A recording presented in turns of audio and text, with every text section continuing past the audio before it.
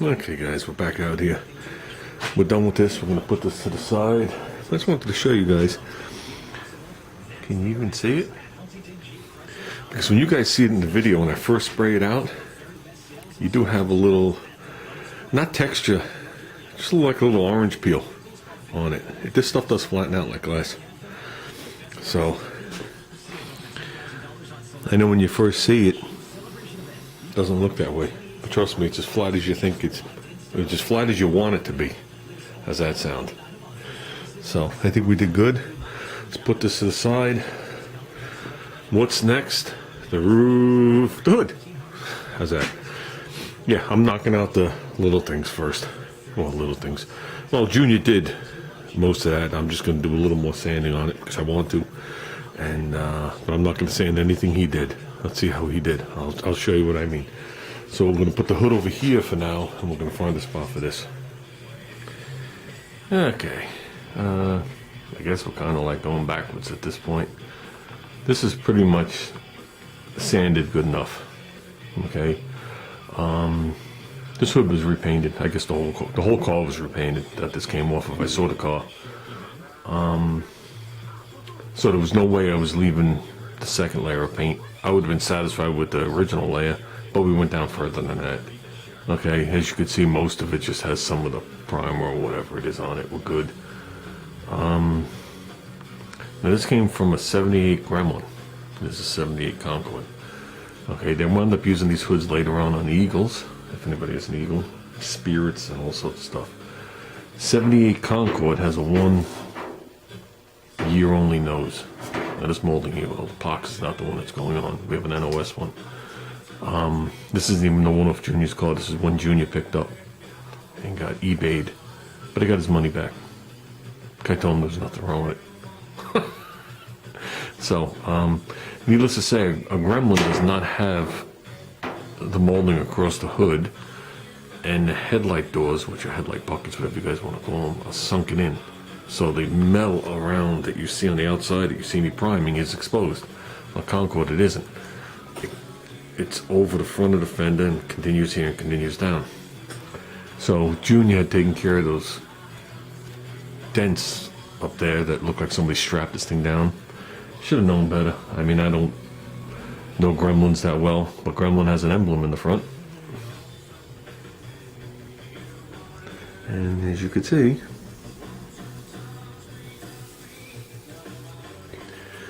I looked at this hood underneath. There's not even surface rust on this hood. There's no blistering, there's no nothing. The double wall. I looked in the two holes that were here. Everything looked mint on this hood because there's no molding on it.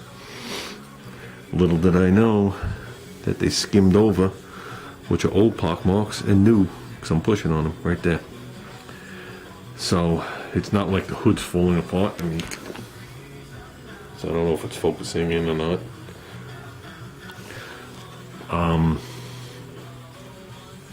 So there would be nothing on this side, very doubtful. It was just that the water came in these two molding holes. Okay, I know Junior filled those two holes. He sanded right there and he filled those two holes to go over. And that one I gotta grind down anyway. And the water comes in and gets stuck there because it's perfectly sealed. So, unfortunately, not that I'd like to do it, the molding doesn't cover it. Not enough, at least. But went way too far into the car for that type of crap. Went too far into the car to cave it in and pave it with all sorts of glass and shit. But no. So, I mean, I'm going to come out to here. I'm going to try and stay away from the body line, kind of like rounds over here. Probably because the molding covers it. And it gets a little sharper, and it gets sharper on the top. So it dulls down as it comes down. But there is a body line. Okay, I know Junior did this, and he said there was a ding there because there was no rust. I just had him out here. So let the fun start. Right above it is the curves. So there's going to be nothing up higher. It has to be from water just running down, but it has to be taken care of. I'm not worried about it. I'll trim it right to the edge down here, unless there's something in here I don't see. I'll just weld it, just smooth it over and call it good. The molding's going to cover it. The molding actually wraps around the bottom. Okay, and you can't like fudge the molding all around. It has to line up. Right there. And if you hold it there, oops. It's just a guesstimate, but it's about, give or take right there, you can start to see the tops of them. So at least I got the molding. I'm gonna have to go out to his original hood and pop the molding off and see where the holes are drilled too, because I'll do that all now because I got to drill through the back side. So you got to do the front side a small hole and the back side, which I'm going, I got to go in there with like unibit. Do that neat because it's double walled, not that far apart from each other. So I guess I'm about to get the cutoff wheel. This is the last thing I wanted to do, but I'll be truthful with you. I was a little nervous about this hood because I never touched it, and that's why I skipped what I'm doing here, because it's gonna lay to do this. Because what'll happen is if I paint the car and I don't do this now, this hood will lay just like my wagon hood is laying, and my wagon hood just needs to be primed and painted, but it's laying. Okay, let's start with that. Okay, that's how big I went. I cut it smaller than that, and I looked at the edge of the old piece. I was like, I saw surface rust on it, so I went a little further. The bottom lip is fine. The back isn't as textured as it appears with that copper spray. It has surface rust on it. I wire brushed it, and I masked it off and I shot the weld through copper primer, something that I've had that I will not weld through. There.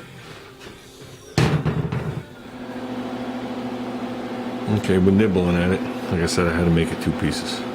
So, okay. It'll be fine. You can see no blow-throughs, all the metal's solid. So, I left a half curve here. You're not going to see it anyway, but, okay. See if we can make this tiny little piece. We got to weld it straight down.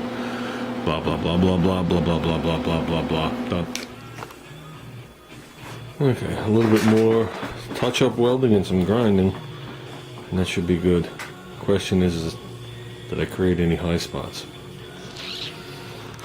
This all worked out good on the bottom. This rounded over, but the question is, did any of this and the curvature come out? And I guess I'm not going to know that just yet. So let me get my longboard and some 80 grit on there and find out. Okay, we got some, what the hell that shit's called, short strand fiberglass on there.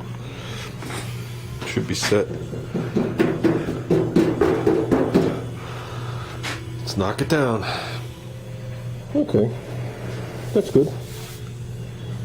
Now we'll skim it with, what do we got? I think we got some Rage Ultra left. So, I'll keep this shit. Let's clean it off there.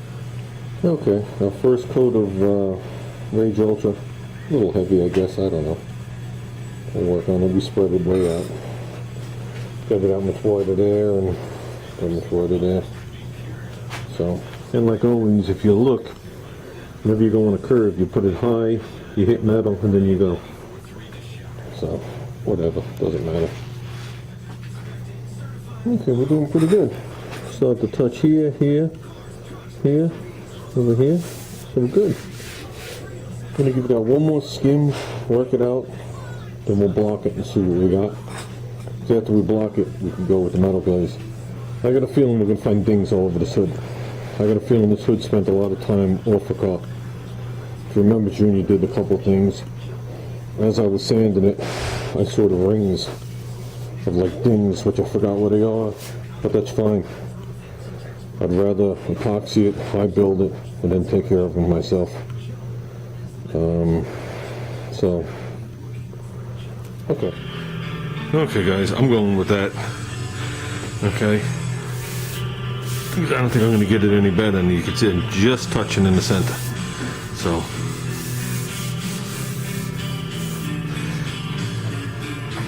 let's look at the bottom. I haven't even looked under there, but there you go. Factory edge. Still got some dust and shit on there. But it gets covered anyway. Like I said, the molding goes under. See, it's got a lip. Lay this down gently. So, to me, that's good enough. This place needs a cleaning. And we are now surrounded. You know how this to get through there? Yeah.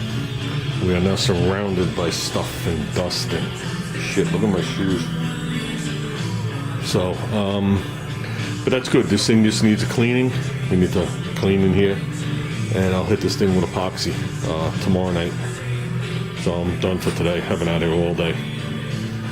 So I just had that feeling. It's just because I never touched the hood. I just had that feeling. And I spoke with Junior. Junior did not weld those molding holes, that emblem hole. I wasn't sure because it was partly sanded. Those two molding holes were welded closed. And a little bit of Bondo you saw sticking through that they skimmed over that was all done when they did the last paint job. And I don't have the piece out here anymore, but you could see where the shit ran down.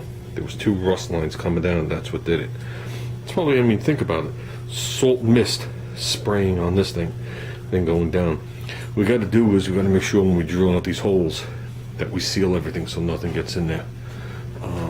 That is the right way to do it. When you drill a hole, you should either put paint around it or something around it to seal it. But in this case, we're going to be drilling through, not thick, but some Bondo right here. We're going to make sure everything's sealed. Because I'm sure this car is going to see rain, without a doubt. It's not going to see salt. But I want the repair to last for a while. I think it will. We went into solid metal. And whatever. And Junior could redo it when he gets old. So, when there's absolutely no parts available for it. So, with that said, guys, it's been a long, long day. I started working on a video, just so you know, anybody that stayed this long in this video. I've been working on a video for Ruben for his wiring harness. This shit just exploded. I was working on it last night. Then I realized it was time to go. I ran in the house. I went on Udizzy for like 5 minutes and I had to disappear. So I did start working on it. I wanted to show taping the wires, and I attempted to do it with an extension cord, and that's not working. So I might post what I have so far and then make a second video, getting a little more detailed. I'm not ready for wiring harness on this thing for a couple months.